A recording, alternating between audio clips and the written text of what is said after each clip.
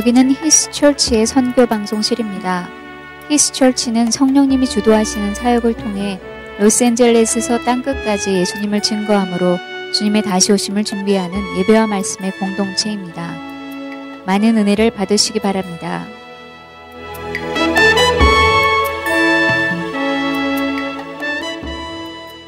우리 함께 하나님 아버지의 말씀을 같이 읽고 말씀 나누도록 하겠습니다. 말씀은 시편 86편 1절부터 17절까지의 말씀입니다. 시편 86편 1절부터 17절까지의 말씀을 저와 여러분이 교독하고 끝절 같이 읽습니다. 시편 86편입니다. 찾으신 줄 알고 교독합니다. 여호와여, 나는 가난하고 궁핍하오니 주의 귀를 기울여 내게 응답하소서. 나는 경건하오니 내 영혼을 보존하소서. 내 주 하나님이여, 주를 의지하는 종을 구원하소서. 주여 내게 은혜를 베푸소서. 내가 종일 주께 부르짖나이다.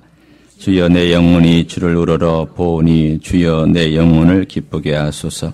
주는 선하사 사죄하기를 즐거워하시며 주께 부르짖는 자에게 인자함이 후하심이니이다. 여호와여, 나의 기도에 귀를 기울이시고 내가 간구하는 소리를 들으소서. 나의 환난 날에 내가 주께 부르짖으리니 주께서 내게 응답하시리이다. 주여, 신들 중에 주와 같은 자 없사오며 주의 행하심과 같은 일도 없나이다. 주여, 주께서 지으신 모든 민족이 와서 주의 앞에 경배하며 주의 이름에 영광을 돌리리이다. 무릇 주는 위대하사 기이한 일들을 행하시오니 주만이 하나님이시니이다. 여호와여, 주의 도를 내게 가르치소서. 내가 주의 진리에 행하오리니 일심으로 주의 이름을 경외하게 하소서. 주 나의 하나님이여, 내가 전심으로 주를 찬송하고 영원토록 주의 이름에 영광을 돌리오리니 이는 내게 향하신 주의 인자하심이 크사 내 영혼을 깊은 수울에서 건지셨음이니이다. 하나님이여, 교만한 자들이 일어나 나를 치고 포악한 자의 무리가 내 영혼을 찾아 싸우며 자기 앞에 주를 두지 아니하였나이다.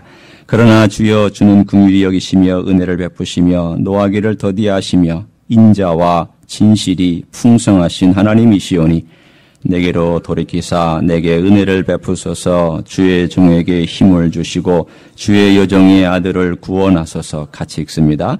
은총의 표적을 내게 보이소서. 그러면 나를 미워하는 그들이 보고 부끄러워하오리니 여호와여, 주는 나를 돕고 위로하시는 이시니이다.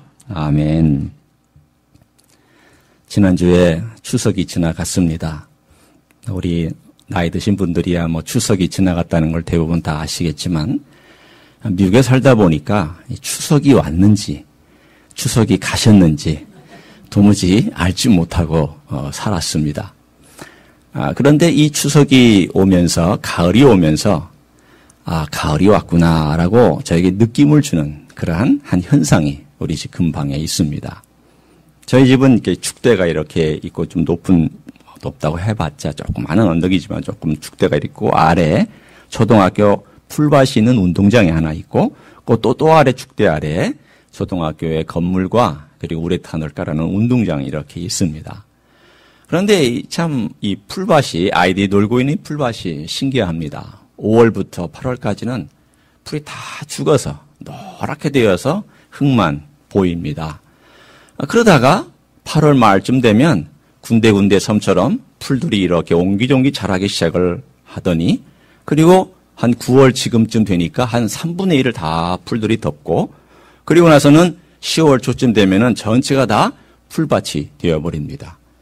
잔디 같은데 잔디도 아닌, 잔디 같은데 잔디도 아닌, 잔디인 듯 잔디 아닌 잔디 같은 그러한 이 운동장이 바로 우리 집 이 축대 아래 이렇게 남쪽을 향하여서 이렇게 있습니다. 참 신기합니다. 아니 어떻게 물도 안 주는데 요즘 물 잘 안 주지 않습니까? 물도 안 주는데 어떻게 저렇게 잘할까? 꼭 이 시즌만 되면 이렇게 올라올 거. 두 번째 시즌이거든요. 제가 여기를 이제 지난 가을에 한번 봤고, 이번 가을에 두 번째니까. 다름이 아니라, 새벽만 되면은 이슬이 얼마나 촉촉이 이 땅에 내리는지, 아침 새벽 기도 갈 때마다 이 와이퍼로 차 닦고 뒤에 유리창 닦기 바쁠 정도로 그렇게 이슬이 수북이 내려서 마른 땅을 적십니다. 그 물을 먹고 풀들이 자라는데 그 풀들이 어느 때까지 가냐면 내년 4월까지 갑니다. 그리고 나서는 5월 되면은 이게 또 바짝 말라서 다 없어지고는 완전히 죽은 듯이 언제 내가 파릇파릇했느냐는 듯이 그냥 노랗게 변하고는 흙만 나타나 버립니다. 이제 가을 되니까 그 풀밭에서 아이들이 뛰놉니다. 초등학교 학생들 아이들이 막 공도 차고 풀밭에서 놀이도 하고 뛰기도 하고 술래잡기도 하고 게임도 하는 그 소리를 이렇게 들으면서 야, 참 생동감 있다. 아이들의 소리를 들으면서 살맛 난다라고 하는 그러한 생동감 있는 느낌을 받곤 합니다. 사실은요, 나이가 들수록 우리가 가까이 살아야 될 몇 종류의 그러한 기관인 혹은 뭐 장소가 있습니다. 병원 가까워야 되고요, 마켓도 가까워야 되는데 사실은요, 대학가나 초등학교와 가까운 데서 사셔야 돼요. 그래야 생동감이 있는 거죠. 이 아이들이 그렇게 생동감을 풀밭에서 놀 때마다 봤는데, 가을이구나. 이 LA 가을은 이렇게 파릇파릇한 풀들이 돋는 이때부터 시작되는구나라고 하는 것을 저에게 느낌을 확 주면서 저에게도 영적인 도전이 다가오기 시작을 합니다. 이제 가을이구나. 내가 어떻게 하면 이 가을에 정신 차리고 하나님 아버지 앞에서 좀 더 나은 열매를 맺을 수 있을까? 한 해를 잘 마감할 수 있을까라고 하는 이런 계절의 변화를 느끼기 시작을 합니다. 인생에는 이러한 계절의 변화를 갖는 것이 상당히 도움이 될 때가 있습니다. 9월부터 10월, 11월, 가을은 열매를 맺고 하나님 아버지 앞에 내 인생을 어떻게 정리하면서 겨울을 준비할까 하는 계절로 우리가 한번 이름을 붙여볼 수 있고 정의할 수 있고요. 겨울이 되면 깊이 하나님을 생각하고 하나님을 묵상하면서 하나님을 만나는 시간으로, 그러면서 한 해를 준비하는 시간으로 우리가 한번 정의를 내려볼 수 있고, 3, 4월 봄이 되면은 활동하고 무언가 시도하고 의도가 한 것들을 그야말로 삶 가운데서 드러내는 그러한 때가 되고, 그리고 6, 7, 8 여름이 되면 조금 더 여유를 갖고 자기 인생도 돌아보고 다양한 것들을 한번 추려보는 그런 시간으로 갖는 그러한 것들이 인생에 도움이 될 때가 있습니다. 그런데 오늘 이 86편을 제가 이 가을이 시작되면서 골랐던 이유가 무엇이었을까? 그것은 다른 것이 아니라 이 다윗의 시편 속에 우리가 지금 처한 환경과 조건과 맞닿아 있는 그러한 것이기 때문에 이 시편 86편을 골라서 함께 가을의 시작과 함께 말씀을 나누고 싶습니다. 이 시편은 비탄의 시라고 보통은 알려져 있습니다. 그러면 가을을 비탄의 시와 함께 시작하시려고 하신 겁니까? 라고 물으실 거예요. 그러나 이 이야기를, 이 시편을 여러분이 읽으시면서 느꼈던 점이 무엇일까요? 비탄만 있는 것은 아닙니다. 환난 속에서 울부짖는 것만 있는 건 아닙니다. 여기에는 다윗이 가지고 있는 신앙 미래에 대한 확신이 있고, 여기에는 다윗이 환난과 미래 주실 하나님의 그 축복의 사이에서 어떻게 하나님을 배우고 있는가에 대한 놀라운 이야기가 담겨져 있습니다.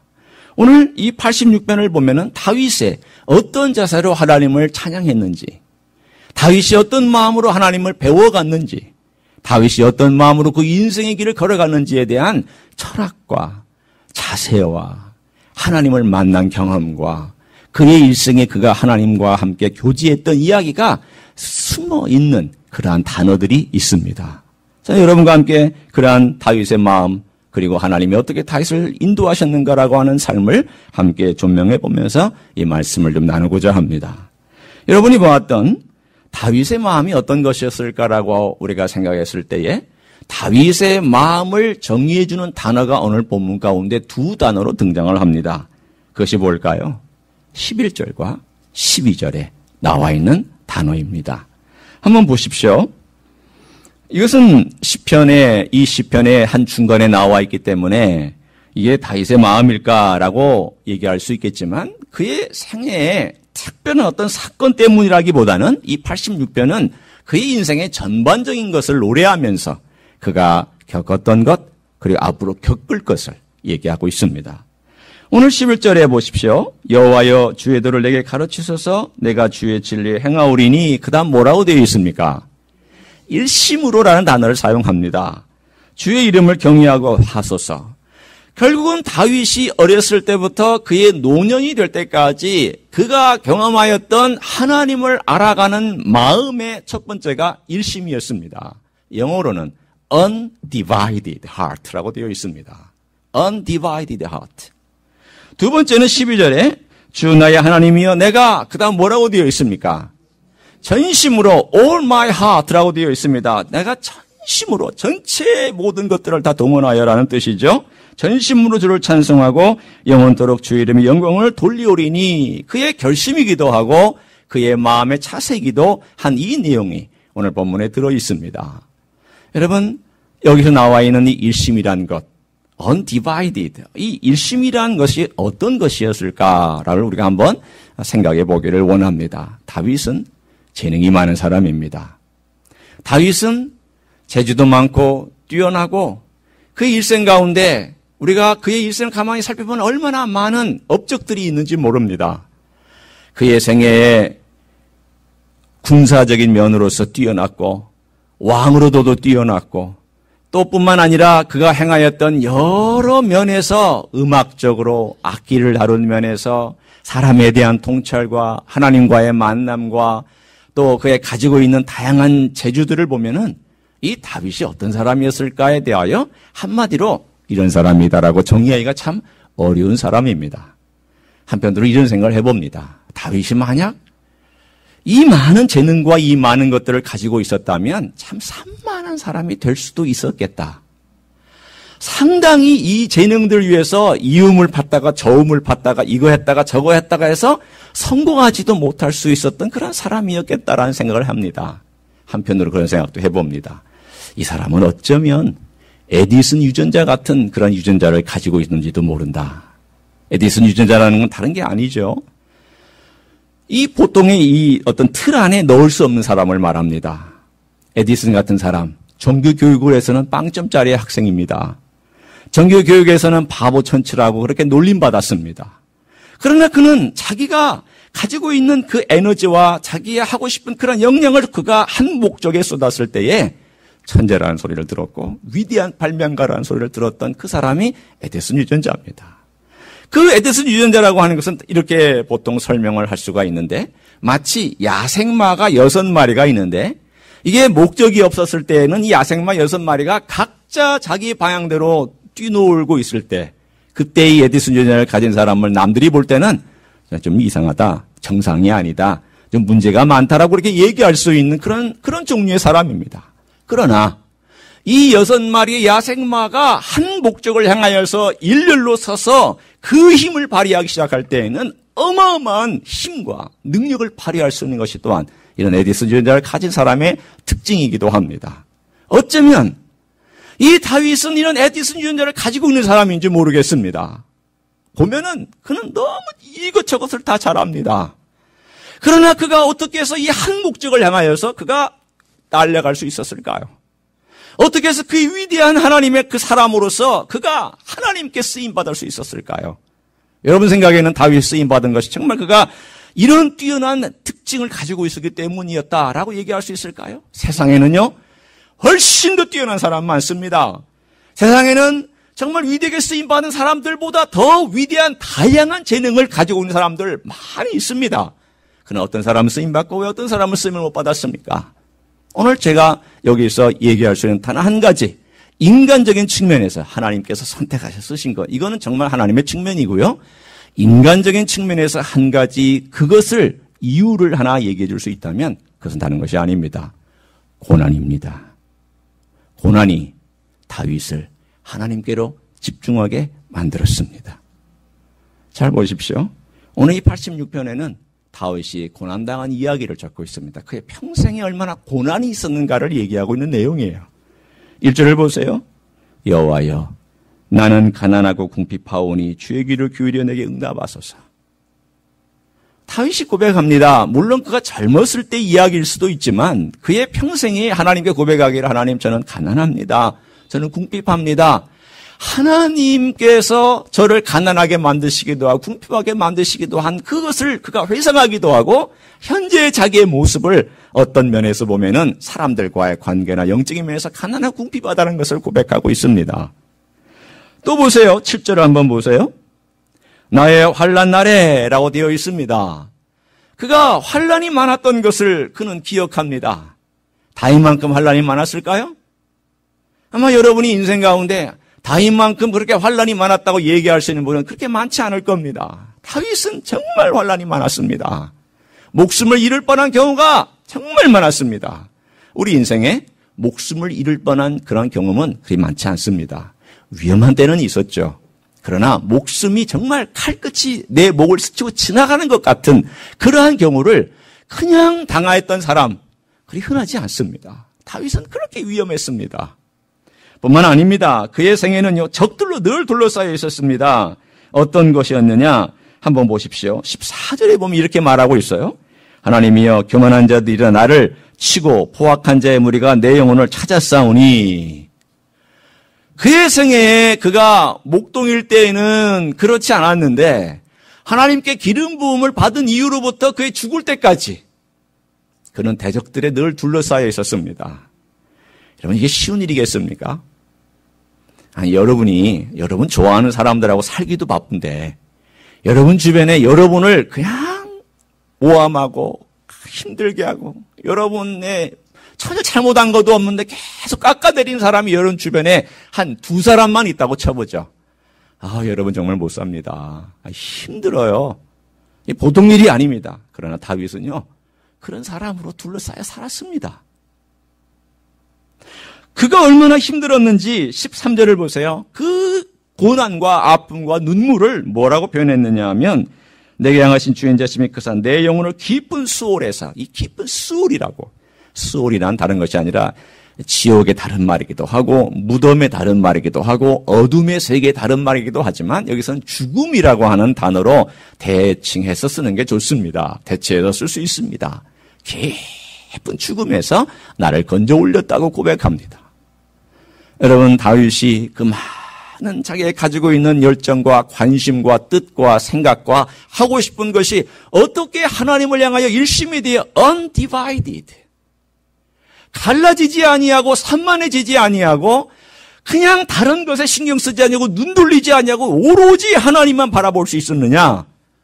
고난이 그를 하나님을 향하게 만들었습니다. 여러분 이것이 신앙생활에도 마찬가지입니다. 하나님의 은혜가 다가와서 그 은혜가 나를 정말 깊이 체험케 만들고 그 은혜 가운데 걸어가기 전에 하나님은 고난을 주십니다. 그 고난을 주시고 나서 그 다음에 그 하나님의 큰 은혜와 은총을 경험하게 만들어 주시는데 그 과정 속에서 다윗은 내가 배웠다라고 됩니다. 내가 배웠다. 아까 우리가 읽었던 11절과 12절의 일심과 전심은 다른 것이 아니라 그가 배운 것입니다. 여러분 오해하지 마세요. 다윗이 처음 태어날 때부터 일심으로 하나님 사랑한 거 아니에요. 전심으로 하나님 사랑한 거 아니에요. 그도 배운 거예요. 그도 여러 가지 환난과 외로움과 고독과 아픔과 눈물과 그리고 힘든 과정 가운데서 하나님을 어떻게 일심으로 찾는가를 배웠고 어떻게 전심으로 하나님을 의지하는가를 배웠던 사람이에요. 그렇다면 우리에게 소망이 있지 않아요? 다윗의 이야기가 남의 얘기가 아니란 말이죠. 다윗은요 너무 뛰어나잖아요. 저거 전혀 상관없는 이 사람이 아니요. 그렇지 않아요. 다윗도 똑같이 죄고 죄인이었고요. 똑같이 죄를 범했고요. 똑같이 산만해질 수 있는 다양한 것을 가지고 있었지만 고난 가운데 그가 하나님 아버지 앞에서 엎드려서 기도했더니 하나님께서 그를 그 과정 속에서 훈련하면서 고난이 다윗을 만들어냈습니다. 고난이 먼저 왔고 하나님의 은혜가 왔습니다. 그 은혜가 왔더니 그 과정 가운데서 하나님을 배운 겁니다. 여러분 오늘 1절부터 7절까지의 모든 내용의 가장 핵심이 뭔지 아십니까? 구해달라는 것도 아니에요. 뭐가 가장 핵심일까요? 하나님 당신은 자비로우십니다. 그 얘기예요. 보세요. 제가 그 얘기를 어떻게 하고 있는지를 보세요. 86편 1절부터 7절까지를 쭉 보면은 5절을 봅니다. 주는 선하사 사죄하기를 즐거워하시며 주께 부르짖는 자에게 인자함이 후하심이니이다. 오늘 그다음 7절에 나의 환난 날에 내가 주께 부르짖으니 주께서 내게 응답하시리이다. 그는 마음이 어떤 걸 배웠느냐 하면 하나님께서 자기의 삶 속에서 얼마나 인자하신 분인지, 자기의 삶 속에서 얼마나 선하시고 좋은 것들을 베푸시는 분인지를 배웠다라고, 경험했다라고 말씀합니다.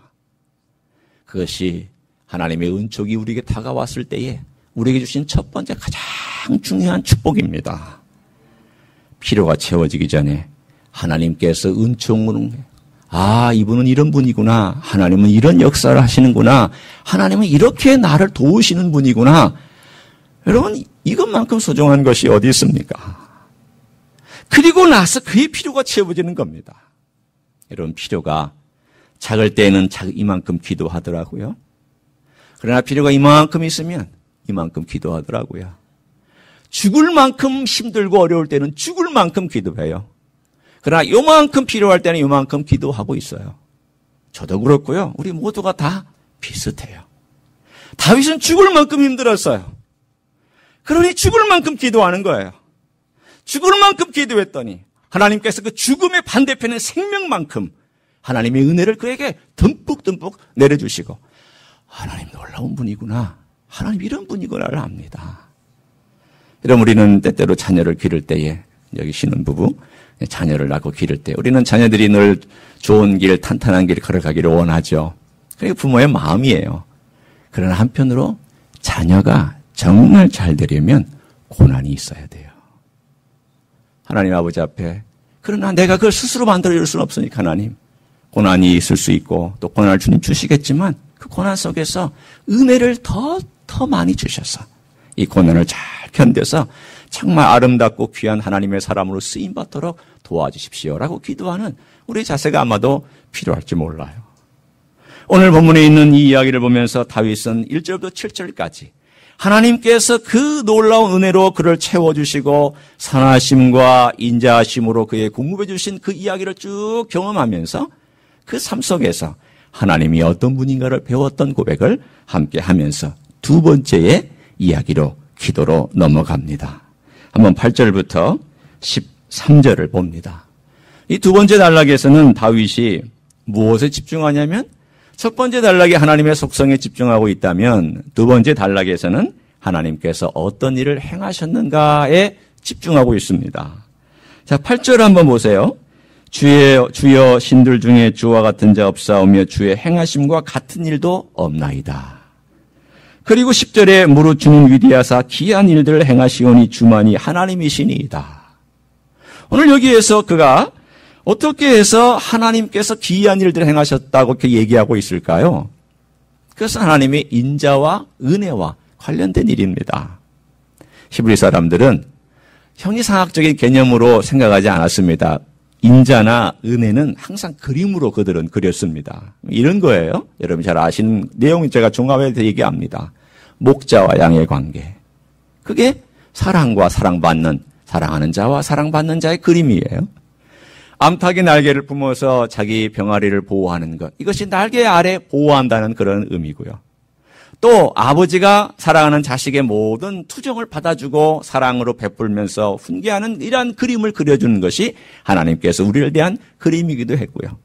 전투에 나가서 하나님께서 마치 전사가 되고 용사가 되어서 그 전장에서 싸우시는 분으로 등장하는 그 모습이 하나님께서 내 삶 가운데 전투 속에 개입하신 하나님의 모습을 그려내기도 했습니다. 반석은 우리에게는 사실은 어떻게 생각하면 반석? 이게 뭘까? 참 깨닫기가 어렵죠. 그러나 이스라엘 사람들에게 반석은 금방 와닿는 의미가 있습니다. 뭘까요? 안전한 높은 지대, 든든하고 흔들리지 않는 큰 바위를 의미하고 있습니다. 이런 모든 것들을 통하여 오늘 하나님 아버지 앞에 그가 고백하고 있는 내용이 뭐냐면 하나님께서는 과거에 저에게 기이한 일을 행하셨을 뿐만이 아니라 지금도 행하고 계시고 앞으로도 행하실 것인데 그 기이한 일들을 다시 한 번만 나타내 보여주시기를 원합니다라고 그가 기도하고 있습니다. 이것이 어떻게 나타나는 걸까요? 한번 8절부터 한번 보세요. 오늘 여기에 13절 한번 13절을 먼저 제가 읽도록 하겠습니다. 이는 내게 향하신 주의 인자하심이 크사 내 영혼을 깊은 소울에서 건지셨음이니이다. 여러분이 언뜻 보시기에 우리말의 표현으로는 건지셨다라고 되어 있으니까 이미 건지신 어떤 과거의 사건을 의미하는 것처럼 그렇게 느끼실 수 있지만 이것은 과거의 사건이 아니라 히브리의 문법을 따라서 우리가 해석을 하자면 미래에 일어날 일을 지금 일어난 것처럼 신뢰하며 고백하고 있는 내용입니다.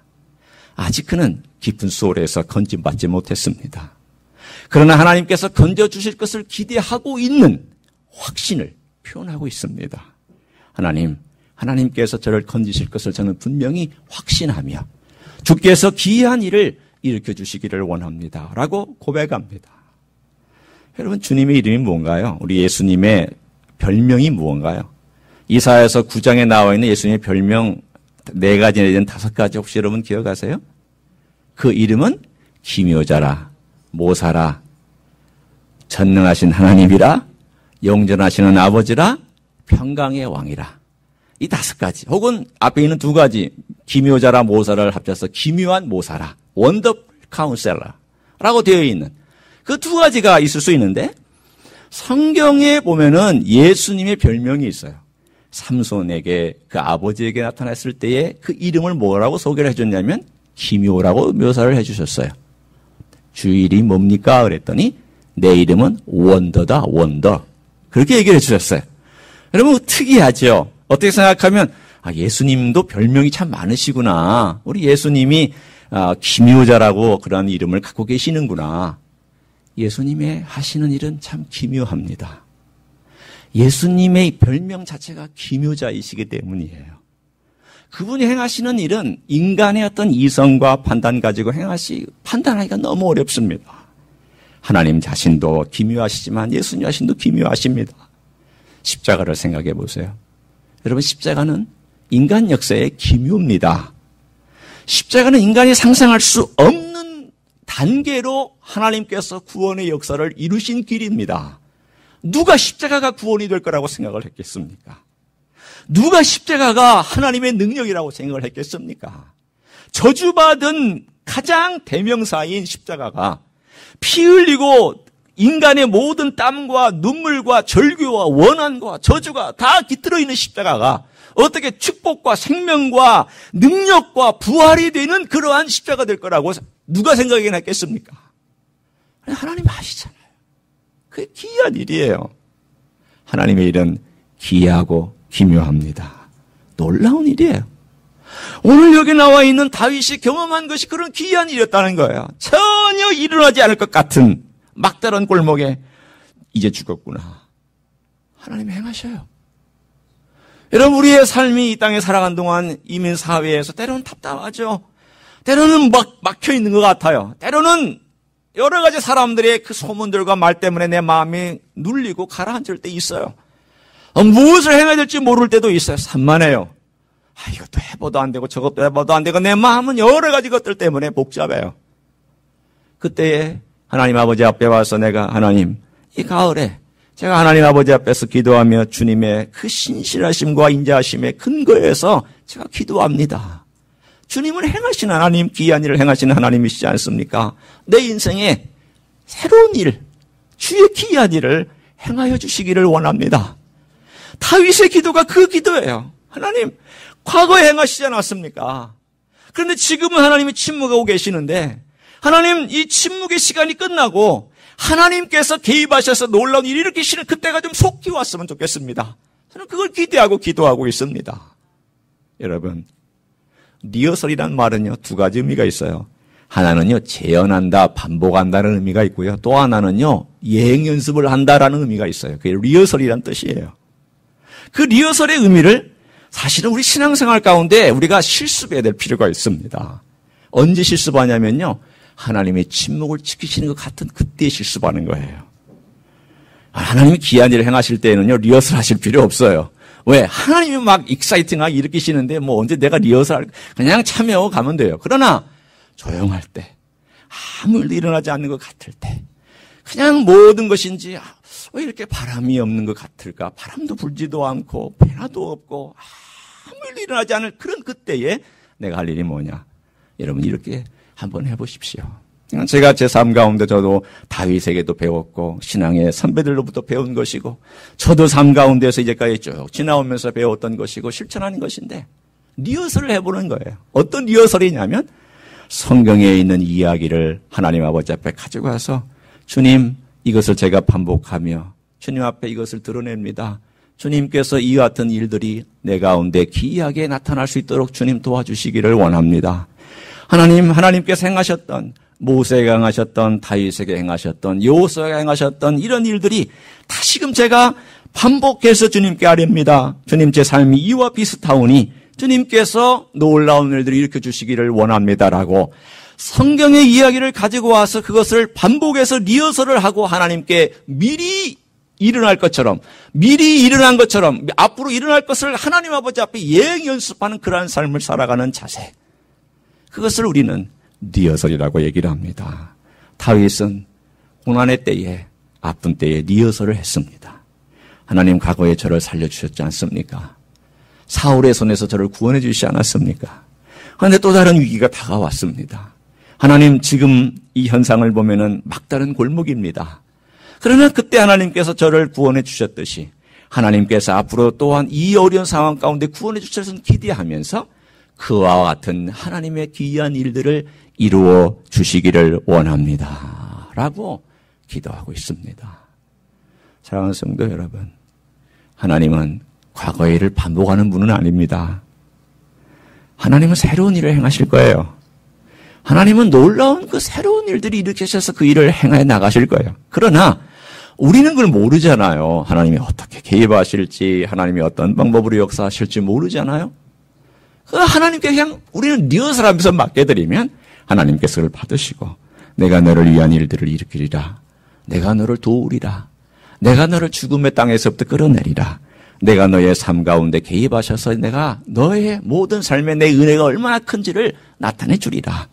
나는 행하는 하나님이다. 나는 일하는 하나님이다라는 것을 분명히 보여주실 줄로 믿습니다. 제가 여기 와서 지난 2년 반 동안 살았던 삶을 가만히 되돌아보니까 한 20고개들은 넘어온 것 같아요. 앞으로 넘어갈 고개들이 얼마나 많은지 저는 모릅니다만은 여러 가지 고개들이 있었어요. 이 종교비자 한 6개월에서 8개월이면 나온다는 게 한 1년 반이 지나면서 하나님이 왜 그러셨을까? 하나님이 왜 이렇게 시간을 많이 지체하셨을까? 변호사의 그 좀 잘못된 미스로 인해서 이런 일들이 지체되었을까? 한편으로는 변호사의 그 어떤 행한 걸 생각하면 좀 원망스럽죠. 어떻게 그렇게 할 수 있을까? 불평할 수 있었죠. 그러나 오히려 그런 마음도 일어나다가도 아니야. 이 모든 것은 하나님의 허락하에서 일어난 것이다. 심지어는 내가 불평하는 그 자체, 내가 좀 원망할 수 있는 그 자체에 대하여서도 하나님이 허락한 것이라면 하나님께서 어떤 일을 행하실지를 그분이 결정하시고 그분이 행하시기 때문에 나는 거기에 하나님께서 행하십시오라고 순종하며 걸어가는 것이 합당하다라는 생각을 계속 저에게 주님 말씀해 주셨고 저도 저에게 스스로 확인하면서 그 일을 행했습니다.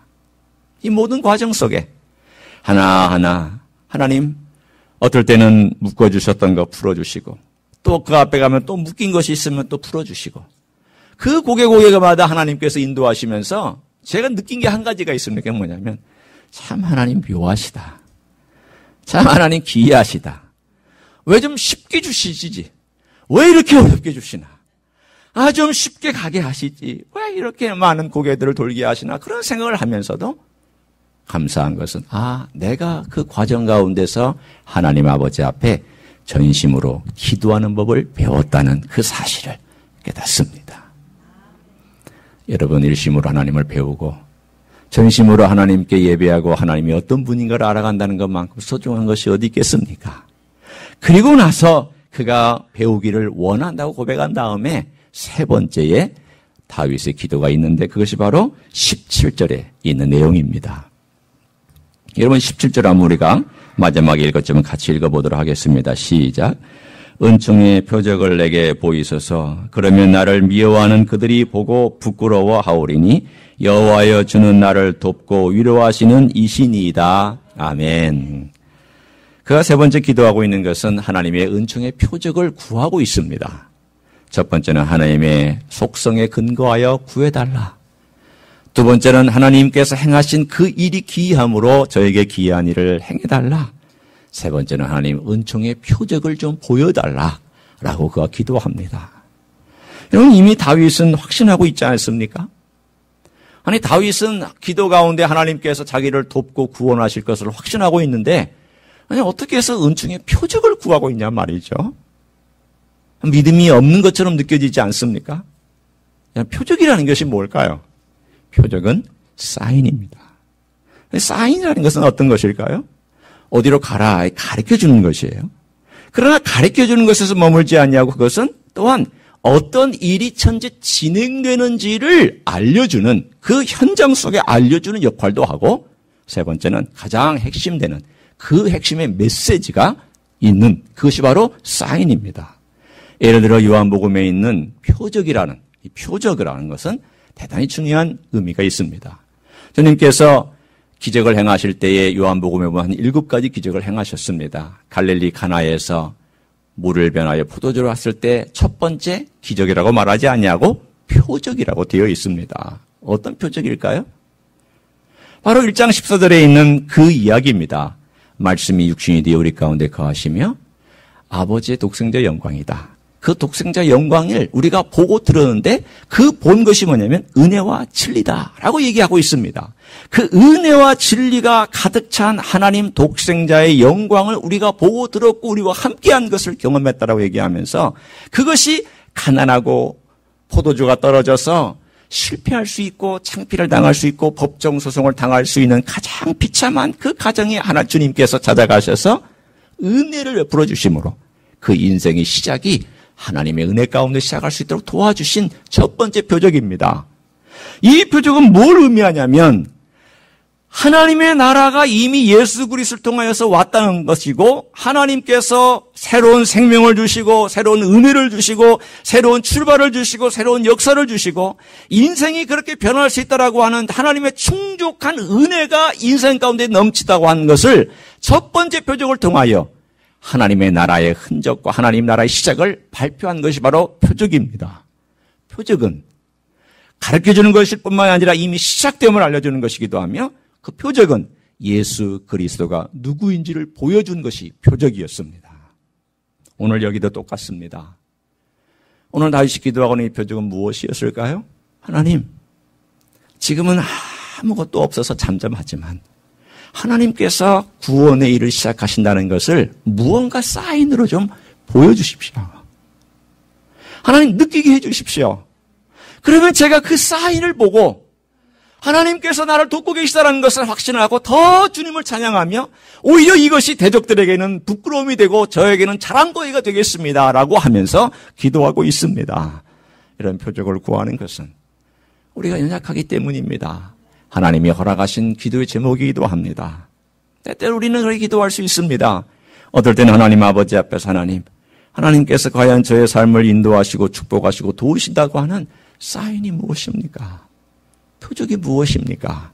하나님 무엇으로 제가 그 길을 가이드 삼아 걸어갈 수 있겠습니까? 저는 너무 멍청하고 어리석고 부족하오니 때때로 주님께서 길 순간순간마다 사인들을 세워주셔서 하나님이 나를 사랑하시는구나. 하나님이 나를 돕고 계시는구나. 하나님이 기이한 일을 행하시는구나. 라고 하는 것을 느낄 수 있도록 주님께서 은총의 표적을 보여주시기를 원합니다. 라고 다윗 또한 기도하고 있습니다. 가을입니다. 사랑하는 성도 여러분. 우리 하나님 아버지 앞에 이 가을에 9월, 10월, 11월 한 해를 잘 마감하기 위해서 우리가 나아가야 될 하나님 기대하고 하나님 아버지 앞에 서야 될 것은 다른 거 없습니다. 하나님의 은총입니다. 은총 외에는 우리가 기대할 거 없고 하나님의 은총에 기대해서 기도할 거 외에는 다른 거 없습니다. 이 은총이 내려지면 우리의 삶은 미래가 길들이 열릴 것이고 하나님의 사람들이 연결될 것이며 내 삶의 기도의 응답이 이루어질 것이고 하나님의 도우심의 길들이 열려지기 시작할 것입니다. 그 은총을 위해서 기도하고 여러분이 정말 단 1분이라도 하나님 은총을 위해서 늘 기도하시고요. 두 번째는 하나님 그 은총이 귀한 일이 되어서 나타날 것을 기대하면서 제가 오늘 이 현장의 삶 속에서 하나님의 은총을 기대하고 표적을 또한 제가 구합니다. 주여 보여주시고 인도해 주시기를 원합니다. 사랑하는 성도 여러분, 우리의 모든 걸음걸이마다 하나님께서 우리에게 어떨 때는 사람을 보내서 말씀해 주십니다. 어떨 때는 하나님의 사랑으로 우리를 인도해 주시기도 하고 감동을 주시기도 합니다. 어떨 때는 하나님께서 알지 못하는 기이한 일들이 일어나서 우리를 하여금 도와주시는 하나님이시기도 합니다. 주님께서 우리의 삶 속에서 역사하셔서 듣게 하시고 보게 하시고 또 하나님께서 일들을 일으키셔서 우리로 하여금 깨닫게 해주십니다. 결국은 하나님은 그분이 영광을 받으실 것이고 우리를 통하여 순종하는 자들을 통하여 놀라운 기적을 일으켜 주실 줄로 믿습니다. 그런 가을이 되기를 예수님의 이름으로 축원합니다. 기도하겠습니다.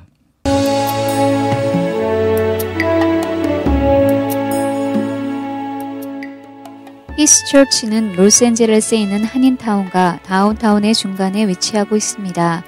주일 아침 예배는 11시. 오늘도 주께서 주시는 평강과 은혜 안에서 승리하시기를 주님의 이름으로 축복합니다.